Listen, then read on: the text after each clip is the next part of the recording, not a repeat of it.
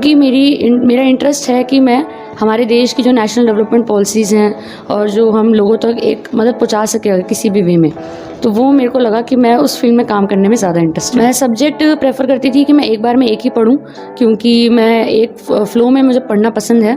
तो पहले मैंने ऑप्शनल कवर किया, उसके बाद जीएस कवर किया। तो मेरे फर्स्ट अटेम्प्ट में तो सबसे बड़ी मिस्टेक थी मेरी कि मैं बहुत ही ज़्यादा अंडर कॉन्फिडेंट थी। तो इसीलिए मेरा सबसे बड़ा एडवाइस है कि please be confident if you have studied hard. Elimination जो है मैं हमेशा फॉलो करती थी कि मैं लॉजिक से करूँ। तुक्केबाजी मैंने ट्राई करी प्रीलिम्स में, जब मैं घर पर मॉक देती थी, लेकिन तुक्केबाजी मेरी नहीं सही होती थी, तो मैंने उसको गिव अप कर दिया। तो डिकोड करने वाला आपकी मतलब वो टैक्टिक्स क्या हुआ करता? जी, तो डिकोड करना मुझे भी इनिशियली बहुत टफ लगता था, क्योंकि यूपीएससी का सिलेबस बहुत वास्ट है। तो मेरे ओपिनियन में बच्चों को नोट्स तब बनाने चाहिए एटलीस्ट 2 या 3 रीडिंग्स के बाद, क्योंकि हमने एक चीज़ पढ़ ली तो और फिर हम एक तो देखेंगे कि हम कितना रिटेन कर पा रहे हैं, और दूसरा जो है हम इंट्रोडक्शन, बॉडी, कंक्लूजन इन पे सोच पाएंगे। ये एग्जांपल मैं आपको इसलिए दे रही हूँ कि हम सबकी लाइफ में अलग अलग स्ट्रगल आती हैं। बहुत ऐसी स्ट्रगल होती है हमें किसी की पता नहीं होती, लेकिन हर किसी की होती है। तो आप उन स्ट्रगल को अपना हिस्सा बनाइए और कहिए कि मैं इसको ओवरकम करूँगा। नमस्कार दोस्तों, स्वागत है आप सबका एक और इंस्पायरिंग और इन्फॉर्मेटिव वीडियो में। आज हमारे साथ सुरभि गोयल मैम हैं। मैम के पीसी 2021 में 78th रैंक है। मैम से जानेंगे कि मैम का जर्नी किया था, मोटिवेशन किया गया था, बुक लिस्ट कौन कौन सा मैम ने फॉलो किया, कैसे प्रिपरेशन करी थी, प्रेशर को कैसे हैंडल किया था। तो मैम से इस सारे सवाल पर हम चर्चा करेंगे। तो यदि आप लोग मेरा काम पसंद आता है तो इस चैनल के सपोर्ट, चैनल को सब्सक्राइब करो, इस वीडियो को लाइक और शेयर करना भूलें। मैम सबसे पहले कॉन्ग्रेचुलेसन्स, आप अपने बारे में थोड़ा बहुत बताएं।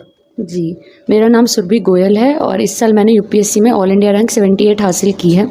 और मेरा बैकग्राउंड इंजीनियरिंग से है। मैंने महाराजा अग्रसेन से करी थी इंजीनियरिंग, और ये यूपीएससी मेरा तीसरा अटेम्प्ट है। इससे पहले 2 अटेम्प्ट में मेरा प्रीलिम्स क्लियर नहीं हुआ था, और उसके अलावा ऑप्शनल मेरा एंथ्रोपोलॉजी रहा। आपने बीटेक करा, बीटेक करने के बाद में आपने कब डिसाइड किया कि आपको सिविल सर्विसेज की तरफ जानी है? जी, तो बीटेक करने के बाद एक्चुअली मैंने उसके बाद कैट का भी पेपर दिया था।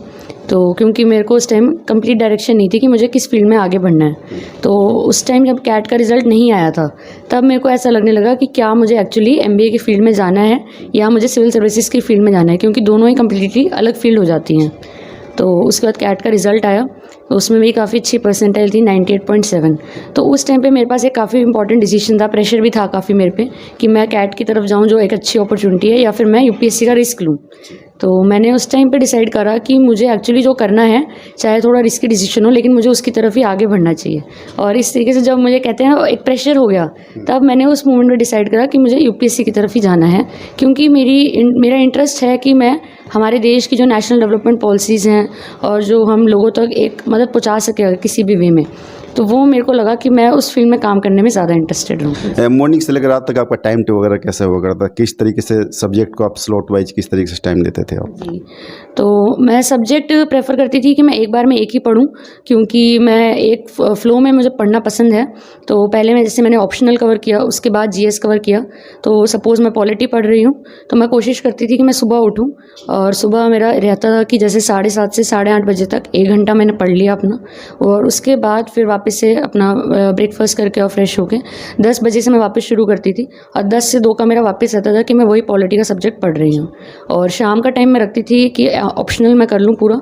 तो जो 5 से 8 का टाइम होता था जब ऑप्शनल नहीं हुआ था, जब ऑप्शनल हो गया था तो उसके बाद फिर वही 1 सब्जेक्ट 1 बाय 1 करती थी मैं। 5 से 8 का टाइम रखती थी, और उसके अलावा मैं एक रखती थी रात में 9:30 से 10:30 का या 9 से 10 का, जिसमें मैं आंसर राइटिंग करती थी। और बीच में मैं शायद मेंशन करना भूल गई, बीच में जो 5 से 8 का टाइम था, इसमें मैं करंट अफेयर्स की भी कोशिश करा करती थी। तो एक तो द हिंदू हो गया, और उसके अलावा एक मैं मंथली मैगजीन। हेलो एवरीवन, इस वीडियो में आगे बढ़ने से पहले आपको एक इम्पोर्टेंट इन्फॉर्मेशन शेयर कर दूं।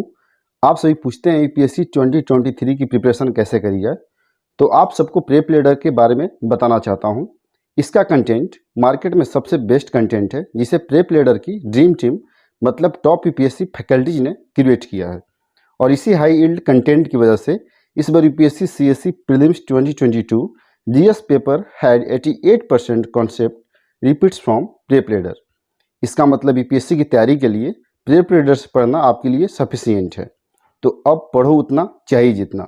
यूपीएससी का कंप्लीट जीएस कंटेंट आपको 75-100 में सिर्फ मिलेगा, जो बाकी कोचिंग के कंपैरिजन में बहुत ही इकोनॉमिकल भी है। अगर आप डेमो लेना चाहते हैं तो आज ही ऐप डाउनलोड करें और 24 आवर्स के लिए प्रेप लीडर के प्रीमियम कंटेंट का फुल एक्सेस लें, वो भी बिल्कुल ही फ्री। 24 आवर्स के बाद भी आपको बहुत कुछ एक्स्ट्रा कंटेंट मिलेगा, जैसे कि free NCERT summaries, free current affairs magazine, free treasures, flash cards जो आपकी कंसेप्ट फ्रेश रखने में हेल्प करता है, free learning through map, free quizzes and many more. तो प्रेप रीडर बहुत ही शानदार एप्लीकेशन है आप सबकी यूपीएससी जर्नी को आसान बनाने के लिए। तो अभी इस ऐप को डाउनलोड करें और इस ऐप को डाउनलोड करने का लिंक इस वीडियो के डिस्क्रिप्शन में है। तो फिर वेट मत करें और मेरा कोड यूज करें SW123। Thank you so much. First 2 attempt में अपने प्रीलिम्स भी क्लियर नहीं कर पाया था, तो उसमें कहाँ मिस्टेक्स और कहाँ कमियाँ रही थी आप? जी, तो मेरे फर्स्ट अटेम्प्ट में तो सबसे बड़ी मिस्टेक थी मेरी कि मैं बहुत ही ज़्यादा अंडर कॉन्फिडेंट थी। तो इसीलिए मेरा सबसे बड़ा एडवाइस है कि please be confident if you have studied hard. तो मैं उस टाइम बहुत ज़्यादा नर्वस थी, मुझे लग रहा था मुझसे नहीं हो सकता, और इसलिए जो चीज़ मुझे आती थी मैंने वो भी गलत करके आई मैं पेपर में। तो ये मेरी फर्स्ट अटेम्प्ट की गलतियाँ थी। दूसरी गलती मेरी ये थी उस अटेम्प्ट में कि मैंने बहुत ही कम मार्क्स दिए थे। मैं मुश्किल से 7-8 मार्क्स ही देकर गई थी बस। तो 7-8 मार्क्स में आपको पता ही है कितनी कम प्रिपरेशन होगी। एंड सेकेंड अटेम्प्ट में मेरी ये गलती थी कि मैंने थोड़े क्वेश्चन ज़्यादा अटेम्प्ट कर दिए। तो सेकेंड अटेम्प्ट में मेरा 1 नंबर से रह गया था प्रीलिम्स। तो उस टाइम में क्या हुआ कि मैंने 93 क्वेश्चंस करे थे और मेरा 1 नंबर से रह गया, क्योंकि 92 कट ऑफ थे, मेरे 91 बन रहे थे। तो इसीलिए थर्ड अटेम्प्ट में मैंने जो है एक ये चीज़ रखी कि मैं लिमिट में अटेम्प्ट करूँगी जितने मैं कर सकती हूँ। तो इस बार मैंने 80 क्वेश्चंस ही अटेम्प्ट करे थे और इससे मेरे अभी तक के हाईएस्ट स्कोर बने प्रीलिम्स में, क्योंकि मेरी एक्यूरेसी ज़्यादा अच्छी थी, जबकि मेरी एलिमिनेशन मैंने उस टाइम थोड़ी सी ज़्यादा कर दी थी। और एक चीज़ मैं और मेंशन करना चाहूँगी जो मेरे इस अटेम्प्ट में डिफरेंट थी पिछले दोनों अटेम्प्ट से, कि मेरी माइंड और स्टेट जो थी वो कंपैरेटिवली काफ़ी काम और रिलैक्स थी। पहले अटेम्प्ट में मेरा बहुत ज़्यादा प्रेशर था। ऐसा नहीं मैं इस बार कम पढ़ी, लेकिन मैंने रिलैक्सेशन के लिए भी टाइम रखा, और मैं सजेस्ट करूँगी कि हर स्टूडेंट को रखना चाहिए। क्योंकि क्या होता है कि अगर हम लगातार पढ़ रहे हैं तो हमारा ब्रेन एक स्ट्रेस की सिचुएशन में चला जाता है, लेकिन अगर हम हल्का फुल्का रिलैक्स कर लेते हैं, दिन में आधा घंटा हंस लिए हम लोग या पेरेंट्स से बात कर ली, थोड़ा सा रिलैक्स कर लिया, तो उससे ब्रेन को लगता है कि सब ठीक चल रहा है, तो वो ब्रेन जो है उस तरीके से प्रीलिम्स में अच्छा काम करेगा। बिकॉज यूपीएससी सिर्फ ये नहीं डिमांड कर रहा कि हम पढ़कर जाएं, वो ये भी देख रहा है कि हम काम और कंपोज हैं या नहीं। तो यही मेरे चेंजेस थे। प्रीलिम्स की मैं बात करूं, आपसे मैं 3 टिप्स पूछना चाहूँ कि 3 टिप्स आपकी नज़र में सबसे मेन इंपॉर्टेंट कौन सा है जो स्टूडेंट उसको फॉलो करे, उस पर ज़्यादा फोकस करे? तो मेरे हिसाब से सबसे पहला इंपॉर्टेंट एडवाइस ये है कि बच्चों को कॉन्फिडेंस रख के जाना चाहिए पेपर में। Confidence is the most important thing, क्योंकि 40 क्वेश्चन से ज़्यादा आपको नहीं आते होंगे और उससे ज़्यादा आपको अटेम्प्ट करने के लिए कॉन्फिडेंस एंड काम कंपोज माइंड चाहिए। आई थिंक सेकंड एडवाइस ये रहेगा मेरा कि आपको मॉक्स देने चाहिए, बहुत एक्सेस नहीं देने चाहिए, लेकिन मेरे ओपिनियन में 30 to 40 मॉक्स आपको मिनिमम देने चाहिए। उससे आपको पता चल जाएगा कि आपकी क्या स्ट्रेटेजी रहेगी। एंड तीसरी मैं कहना चाहूँगी बात कि CSAT को इग्नोर नहीं करना चाहिए। बहुत बच्चे CSAT को इग्नोर कर देते हैं और मुझे बहुत दुख होता है जानकर। कभी कभी मैं भी इस सिचुएशन में थी कि मेरा CSAT से नहीं होगा, बल्कि मेरा GS में ही 1 नंबर से रह गया। तो CSAT से अगर रह जाए तो बच्चों को बहुत ज़्यादा दुख पहुंचता है। तो मैं कहूँगी CSAT को भी इग्नोर मत कीजिए। ओके, जैसे कि आपने मेंशन किया था एलिमिनेशन टेक्निक फॉलो करना होता है। 40 से 50 क्वेश्चन ज़्यादा किसी को नहीं आता, जो टॉपर होते हैं वो भी, आपको भी डेफिनेटली नहीं आते होंगे। आप एलिमिनेशन टेक्निक की बात करिए तो एलिमिनेशन टेक्निक और कुछ तुक्काबाजी की बात करते हैं। तुक्काबाजी में गलत वर्ड यूज कर रहा हूँ तो शायद सॉरी, लेकिन तुक्काबाजी भी लोग बताते हैं एलिमिनेशन टेक्निक, तो थोड़ा टेक्निकल चीज़ हो गया। तो इसको थोड़ा एक्सप्लेन करें आपके एलिमिनेशन टेक्निक कैसे करना वो होता है और तुक्काबाजी क्या काम करता है कि नहीं करता? तो एलिमिनेशन जो है मैं हमेशा फॉलो करती थी कि मैं लॉजिक से करूं। तुक्केबाजी मैंने ट्राई करी प्रीलिम्स में जब मैं घर पे मॉक देती थी, लेकिन तुक्केबाजी मेरी नहीं सही होती थी, तो मैंने उसको गिव अप कर दिया था। एलिमिनेशन का मैं आपको एग्जांपल देती हूँ। जैसे कि 2000 हमारा जो 20 का पेपर था उसमें क्वेश्चन आया था रानी लक्ष्मीबाई केस पे। तो उसमें पूछा गया था कि इस केस में क्या इशूज़ थे। तो 2 तो थे विमेन की मैरिज से रिलेटेड, कि डाइवोर्स से रिलेटेड और मैरिज से रिलेटेड, और तीसरा जो था वो था कि उनकी एजुकेशन से रिलेटेड था। और क्वेश्चन में मेरे को बिल्कुल नहीं पता था रानी लक्ष्मीबाई केस क्या है। तो मैंने वहाँ पे देखा कि रानी लक्ष्मीबाई केस के बगल में उन्होंने ईयर लिखा हुआ है ब्रैकेट में। तो फिर मैंने उससे कोरिलेट करा कि ये जो ईयर है इसी टाइम पे हमारा prohibition of child marriage act वो जो है उस टाइप से पास हुआ था, मिनिमम चाइल्ड मैरिज एक्ट जो होता है। तो वहाँ से मैंने लिंक करा कि अगर ये दोनों ईयर सिमिलर हैं तो इसका मतलब कि ऑप्शन 1 और 2 जो मैरिज एज से रिलेटेड है वो होंगे और एजुकेशन से रिलेटेड नहीं होंगे। तो ये एक मेरी तरीका होता है कि हम एलिमिनेशन को अपनी पूरी नॉलेज को साथ में लाकर फिर अटेम्प्ट करें। इसका मैं आपको एक और एग्जांपल दे सकती हूँ कि जैसे ज्योग्राफी के क्वेश्चंस होते हैं, तो ज्योग्राफी में कभी कभी जैसे एक डेजर्ट नेशनल पार्क पे एक बार क्वेश्चन आया था, तो उसमें क्वेश्चन था कि वहाँ पे कोई भी शेड्यूल ट्राइब नहीं रहती है। तो हमें इस तरीके से सोचना चाहिए कि अगर डेजर्ट है तो अक्सर हम देखेंगे जो ट्राइब्स हैं वो अक्सर आइसोलेटेड जगहों पे रहती है। तो ये जो स्टेटमेंट है कि वहाँ पे कोई भी शेड्यूल ट्राइब नहीं है, ये हाईली अनलाइकली है। तो ये मेरा एलिमिनेशन का तरीका होता था। सो मैम, यूपीएससी का सिलेबस इतना ब्रॉड है तो उसको डिकोड करने की बात होती है कि उसको मतलब इतना छोटा छोटा पार्ट में उसको डिवाइड कर दिया जाए कि इजी लगे, क्योंकि इतना ब्रॉड सिलेबस देखने के बाद प्रेशर कहीं ना कहीं हैंडल प्रेशर होने लगता है। तो डिकोड करने वाला आपकी मतलब वो टैक्टिक्स क्या हुआ करता था? जी, तो डिकोड करना मुझे भी इनिशियली बहुत टफ लगता था क्योंकि यूपीएससी का सिलेबस बहुत वास्ट है। तो मैंने क्या किया कि मैंने सोचा कि मैं जीएस 1 से स्टार्ट करूँगी लाइन वाइज, और जो बेसिक पढ़ चुके हैं हिस्ट्री पॉलिटी वो तो ठीक है। फिर मैंने जीएस 1 से 1 बाय 1 पढ़ना शुरू किया और समझना शुरू किया। तो जैसे उसमें आर्ट एंड कल्चर आता है तो मैंने समझ लिया कि ये आर्ट एंड कल्चर ये मैं कर लेती हूँ। तो इसी तरीके से अगर हम सिलेबस को एक सेक्शन पढ़ते हैं और सिर्फ उसको करने की कोशिश करते हैं तो वो हमें ईजी लगेगा। अगर हम एक बार में पूरा करने की कोशिश करेंगे, इसमें मैं आपको जीएस 4 का एग्जांपल देती हूँ। जीएस 4 अक्सर कंफ्यूजिंग लगता है। तो जीएस 4 में जैसे अगर हम पूरा पढ़ेंगे तो एक बार में हमें लगेगा कि कुछ समझ नहीं आया फर्स्ट टाइम में। लेकिन अगर हम कुछ उसमें से एक टॉपिक उठा लें, फॉर एग्जांपल उसमें ट्रेड्स ऑफ सिविल सर्वेंट लिखे हुए हैं और उसमें हम सीधा ऑनेस्टी से या इम्पार्शियलिटी से शुरू करें, तो एक इम्पार्शियलिटी टॉपिक है वो हम कर सकते हैं एक गो में। तो मैंने क्या किया, इम्पार्शियलिटी की डेफिनेशन लिखी, उसके एग्जाम्पल्स बनाए, वो इम्पार्शियलिटी क्या इंपॉर्टेंस रहेगी सिविल सर्विसेज में ये लिखा। तो ये मेरा इम्पार्शियलिटी कवर हो गया। फिर मैं नेक्स्ट टॉपिक पर गई। तो इस तरीके से मैंने सिलेबस को कवर किया। जैसे आपने नोट्स का नाम लिया, तो नोट्स बनाना कब इम्पोर्टेंट होता है? ऐसे कुछ लोग होते हैं फर्स्ट रीडिंग के बाद ही नोट्स बनाना वो ज़रूरी समझते हैं। आपने कब नोट्स बनाया और कब बनाना चाहिए स्टूडेंट को? जैसे कोई टॉपिक पढ़ रहे हैं, कोई बुक्स पढ़ रहे हैं, तो उसका नोट्स के फॉर्म में उसे कब लेकर आए? तो नोट्स बनाने के बारे में बताती हूँ। सबसे पहले मैं कहूँगी कि नोट्स बनाना मेरे ओपिनियन में बहुत इंपॉर्टेंट है और ये मुझे डायरेक्ट एक्सपीरियंस से पता चला, क्योंकि जब मेरा फर्स्ट अटैम्प्ट था तब मैंने पॉलिटी के कुछ चैप्टर्स के नोट्स बनाए थे और जब मैं लास्ट में रिवाइज़ करने लगी तो मुझे रियलाइज़ हुआ कि जो मैंने नोट्स बनाए हैं वो तो बहुत जल्दी रिवाइज़ हो गए, लेकिन जो मैंने बुक से लक्ष्मीकांत से मैं पढ़ रही हूँ तो वो तो बहुत टाइम लग रहा था। तो तब मैंने डिसाइड किया कि सेकंड अटैम्प्ट में मैं नोट्स बनाऊँगी हर सब्जेक्ट के, चाहे थोड़ा सा टाइम कंज्यूमिंग हो। तो मेरे ओपिनियन में बच्चों को नोट्स तब बनाने चाहिए एटलीस्ट 2 या 3 रीडिंग्स के बाद, पॉलिटी, हिस्ट्री जैसे सब्जेक्ट्स के लिए। जो सब्जेक्ट्स हैं हमारे मेंस के, जैसे वर्ल्ड हिस्ट्री है या पोस्ट इंडिपेंडेंस हिस्ट्री है, इनके आप एक रीडिंग करके बना सकते हैं क्योंकि इनमें उतना टाइम डिवोट करना मेरे ओपिनियन में उचित नहीं है।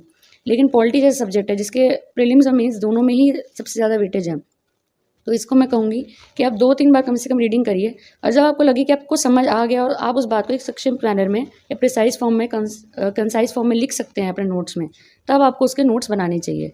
नोट्स बनाने से क्या होगा कि जो रिवीजन का टाइम है आपका हाफ तो डेफिनेटली हो जाएगा, क्योंकि लक्ष्मीकांत जो है वो 600-700 पेजेस की किताब है और नोट्स मेरे थे 150 से 200 पेजेस के।